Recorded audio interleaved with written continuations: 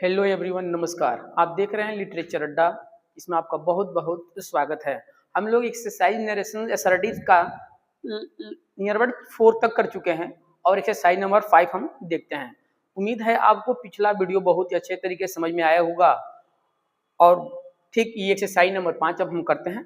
ध्यान देने वाली बात है, बहुत इंपॉर्टेंट क्वेश्चन है।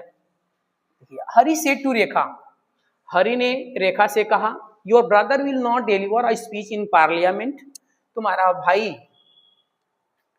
क्या किया, पार्लियामेंट में भाषण नहीं देगा। इसको हम बनाएंगे तो यहां होगा हरि टोल्ड रेखा दैट। यहां पॉसेसिव केस है, रिपोर्टेड स्पीच का, सेकंड पर्सन का, तो सीधे उठेगा कहां आएगा, रेखा का। तो रेखा का प्रोनाउन हमारा समझने वाली बात है। रेखा के प्रोनाउन फिर से समझिएगा, इसका होगा सी, ये हमारा सब्जेक्टिव केस है। इसका हर होगा, ये हमारा ऑब्जेक्टिव केस है। और यहाँ भी फिर से हर मिलेगा, ये हमारा क्या होगा, पॉसेसिव केस। तो हमारा पॉसेसिव केस क्या लो, her that, her brother will है तो क्या होगा, would not deliver speech, SPEECH, speech in parliament. ठीक, अगला क्वेश्चन इसका है number 2। He said to them, उसने उनसे कहा, वह उनसे कहा, I am unable to walk, मैं चलने में असमर्थ हूं।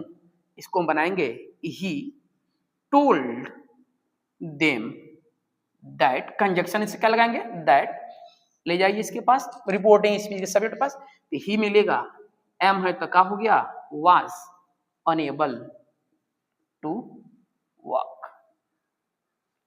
अगला क्वेश्चन है मोहन सेड, कृष्णा।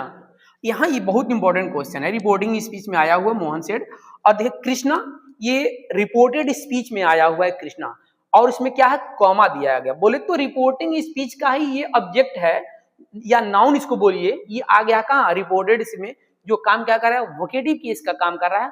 उस कंडीशन में रिपोर्टेड स्पीच में आए हुए वोकेटिव केस को रिपोर्टिंग स्पीच का ऑब्जेक्ट बनाते हैं। क्या समझे, ये जो वोकेटिव केस है इस रिपोर्टिंग स्पीच का यहाँ क्या बन जाएगा, ऑब्जेक्ट बन जाएगा।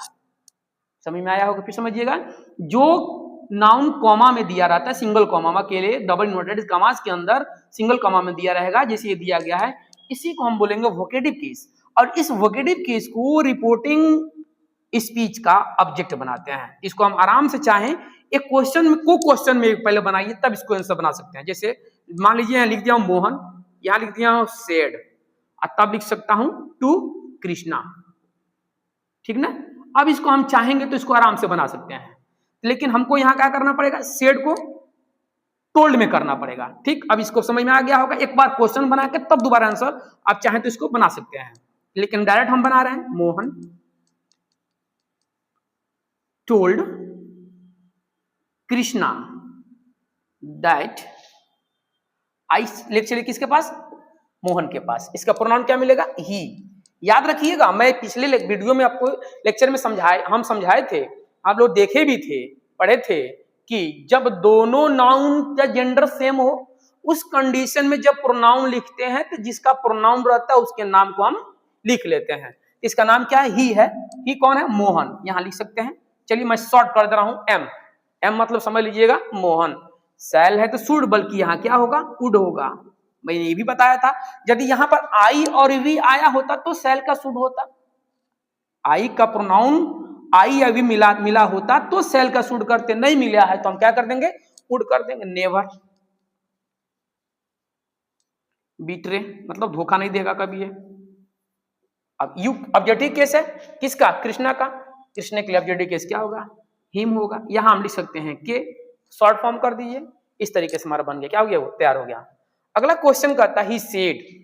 चलिए यहां देखने वाली बात है, रिपोर्टेड स्पीच में यहां सेकंड पर्सन का आया हुआ है यू, इसलिए यहां हमको मानना जरूरी है। चलिए मानते हैं, कुछ भी देखते हैं। चलिए ही टोल्ड, हम फर्स्ट पर्सन मानते हैं, मी मान लेते हैं, दैट। आप फर्स्ट पर्सन थर्ड पर्सन में से किसी को मान सकते हैं, दैट ये यू किसके पास जाएगा, मी के पास। मस्ट में चेंजिंग नहीं होता है, मस्ट कीप दिस है तो क्या होगा, दैट इन योर फेस से मी के पास माई पॉकेट। ये तैयार हो गया। अगला क्वेश्चन देखिएगा, सी सेड, उसने मुझसे कहा, फिर से बनाइएगा, यहां चेक करिएगा, कोई दिक्कत नहीं है, फर्स्ट पर्सन है, बन जाएगा आसानी से। सी सेड दैट, आई किसके पास, सी के पास, C past indefinite, past perfect, had lost the money bag in the train, in the train. इस तरीके से हमारा क्वेश्चन क्या हुआ, कंप्लीट हुआ। आई होप आपको ये अच्छे तरीके से समझ में आएगा।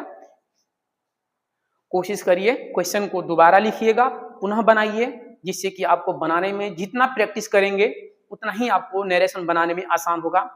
आपको वीडियो देखने के लिए बहुत बहुत धन्यवाद। उम्मीद है आपको समझ में आया होगा। वीडियो को अधिक से अधिक सब्सक्राइब कीजिएगा और शेयर भी कीजिएगा, ताकि हम और इसके आगे लेके आ सकें वीडियो को। तब तक के लिए धन्यवाद, थैंक यू।